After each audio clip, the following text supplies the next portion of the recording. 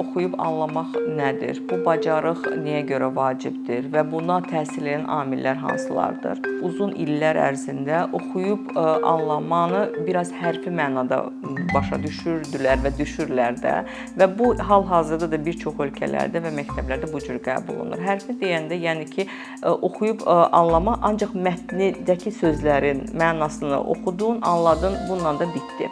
Məsələ bundadır ki, oxuyub anlama daha mürəkkəb bir bacarıqdır.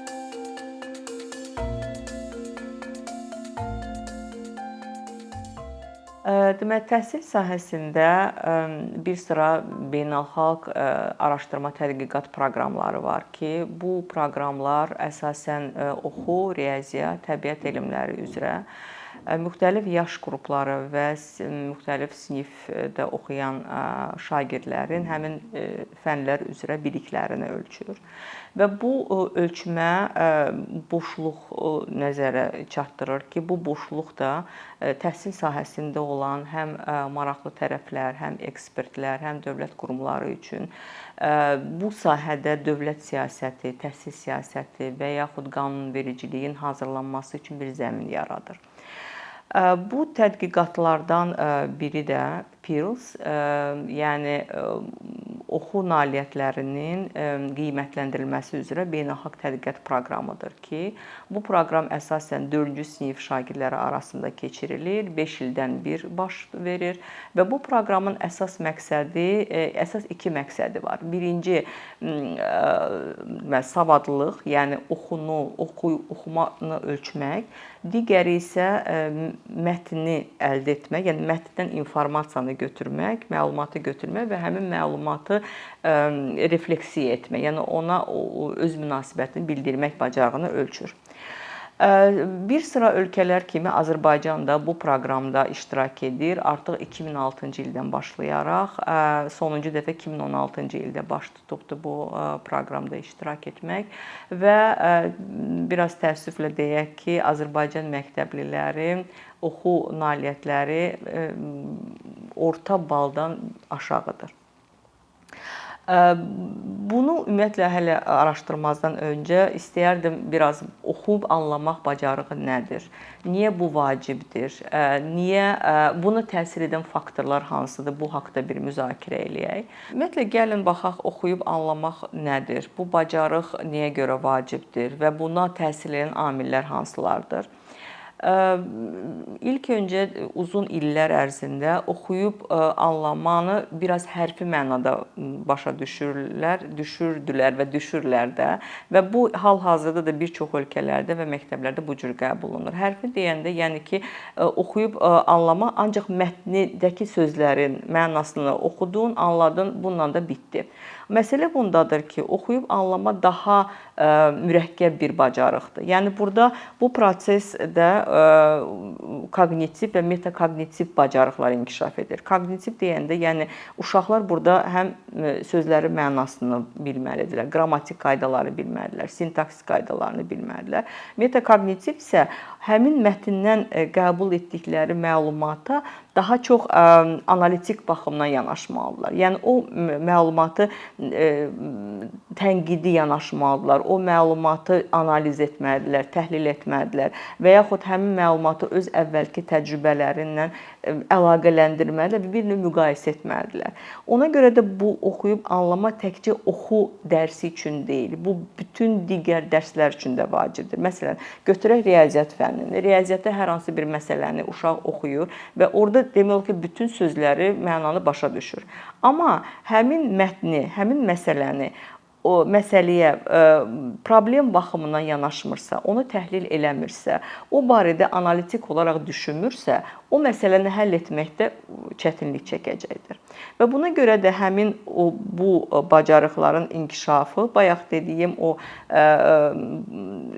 koqnitiv və metakognitiv bacarıqların inkişafı ilə çox bağlıdır və bu daima inkişaf edir. Və bu oxuyub anlama bacarığı təkcə akademik deyil, ümumiyyətlə insanların həyatı üçün çox vacib bir məsələdir.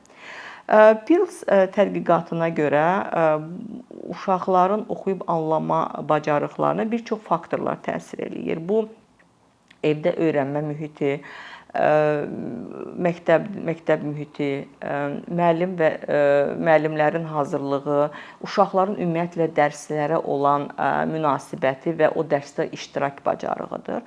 Mən istəyərdim valideynlərin rolu haqqında biraz danışım. Çünki araşdırmalara görə valideynlər uşaqların ilk müəllimləridir. Və sözsüz ki, oxumağa başlamaq üçün elə erkən yaşlardan başlamaq lazımdır bu prosesə. Erkən yaş dediyim 0-5 yaş aralığıdır.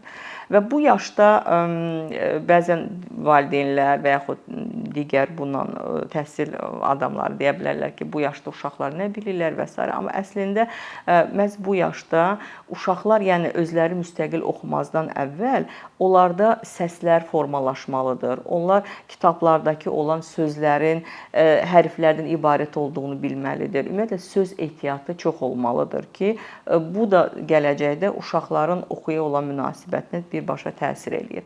Və ümumiyyətlə valideynlərdən soruşsaz, onlar deyirlər ki, bəli, biz uşaqlar üçün oxuyuruq. Amma bu bəzən passiv oxumadır. Yəni uşaqlar biraz passiv dinləyici olurlar və bu da həmin bayaq dediyim oxuyub anlama bacarıqlarının inkişafına çox da yaxşı təsir etmir. Və buna görə də mən istəyərdim ki, daha çox bu bacarığı inkişaf elətdirmək üçün bir neçə strategiyalarla bölüşün valideynlər. İlk öncə başlayaq məktəbə qədər yaş dövrü, yəni 0-5 yaş aralığında. Yaxşı olar ki, valideynlər uşaqlar üçün seçim imkanı yaratsınlar. Yəni onlara 2-3 kitab göstərsinlər və bu kitabdan hansını onlar üçün oxumağını soruşsunlar. Çünki müşahidələr və təcrübələr onu göstərir ki, uşaqlar bəzən öz seçdikləri kitablara daha yaxşı maraqla qulaq asırlar. Bəzən ola biləcək ki, uşaq bir kitabı bir neçə dəfə istəyəcək və bu da valideyn bundan da çəkinməməlidir. Yəqin ki, o kitab o uşaq üçün o qədər müsbət təsir eləyib ki, həmin kitabı yenidən oxumağını istəyir. Digər bir tərəfdən kitablar əlçatan yerlərdə olmalıdır. Biz bəzən şikayətləniririk ki, uşaqlar kitabları cırır, uşaqlar kitabları tullayır. Bilirsiniz, uşaqlara əgər biz həmin o kitabla ünsiyyət imkanını yaratmasaq, yəni uşaqların kitaba toxunması, kitabı əlinə alması uşağın kitabla ilkin münasibətidir. Və biz o münasibəti yaratmasaq və onunla davranış qaydalarını öyrətməsək, sözsüz ki, uşaq həm kitabı tullayacaq, həm kitabı cıracaq və s. Digər bir məsələ, yaxşı olar ki, yenə həmin o risklərdən qaçmaq üçün, o kitabı cırmaq və s. kitabların vərəqləri karton olan kitablardan ilkin olar ki, yaxşı olar ki, vərəqləri karton olan kitablardan alaq ki, həmin o cırma məsələləri biraz risklərini azaldaq. Digər bir məsələ, uşaqlara kitab oxuyarkən çalışmaq lazımdır ki, onlara açıq suallar verilsin. Yəni, məsələn, səncə tutaq ki, bu, nə bilim, o heyvan niyə belə elədi? Səncə bu qız niyə belə hərəkət elədi? Və ümumiyyətlə, oxumağa başlayarkən yaxşı olar ki, kitabın üz qabığından başlamaq yaxşı olardı. Yəni, üz qabığından uşağın həmin nağılın nə haqqında olması ehtimalını soruşmaq yaxşı olardı. Məsələn, səncə burada bu kitabda nədən danışılır? Yəni, burada səhv və düz cavab yoxdur. Yəni, bu uşaqların təxəyyülünü və fantaziyasını artırır. Və yaxud kitabı oxuyanda ortada saxlayıb yenə uşaqdan soruşmaq olar ki, səncə indi nə olacaq? Səncə indi bu personaj və yaxud bu xarakter neyniyəcək orada? Yəni, bu da yenə uşaqların təxəyyülünü və fantaziyasını artıran üsullardandır. Və bir də kitabları oxuyarkən yaxşı olar ki, biraz emosional oxunsun. Yəni, orada olan müxtəlif heyvanlar, qız, nənə, baba, kimsə də hansısa bir surətlərin səsləri ilə oxusunlar. Çünki bu yaşda uşaqların emosional, sosial sahəsi çox inkişaf edir və onlar emosiyalara çox böyük fikir verirlər. Və bu onların həm də yaddaşında qalmasına kömək eləyir. Və burada bir film yadıma düşdü. Yəqin siz də xatırlamış olarsınız. Uşaq gəzintidə belə bir film var idi. Düzdür, orada biraz daha çox məncə fantaziya çoxdur, amma yenə də yadınızdadırsa, uşaq dayəsi həmin uşağa kitab oxuyurdu və uşaq sonrakı film boyunca getdiyi bütün marşrutlar demək olar ki, həmin kitabda göstərilən marşrutlar üzrə idi.